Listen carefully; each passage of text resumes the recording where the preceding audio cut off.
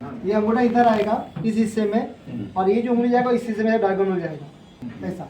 ये पकड़ी आराम से, पूरा एकदम पोजीशन पे लेके जाना है। हाँ ये पूरा बैरियर। देखिए कोई भी थ्रस्ट करने से पहले है ना आपको बैरियर एंगेज करना है।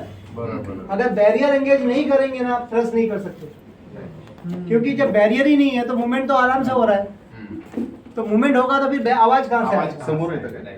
ठीक है, फिर से देखिए ये लिया, ये लिया, फिर से देखिए ये लिया। इसमें याद रखो गर्दन को झुकाना है, ये हाथ को रखना है, ये हाथ को यहाँ पे रख सकते हो, यहाँ पे भी रख सकते हो, जैसा आपको रखना है वैसे रखो। लेकिन इंपॉर्टेंट हाथ ये है, ये जितना आप इसको करोगे पोजीशन परफेक्ट रहेगा। आपका थ्रस्ट जो जा रहा है वो डायरेक्शन ऐसे जा रहा है, ऊपर डायगोनल जा रहा है। डायगोनल अच्छा ऊपर जाएगा। हाँ, ओके। डायगोनल, ठीक है, समझ में आया?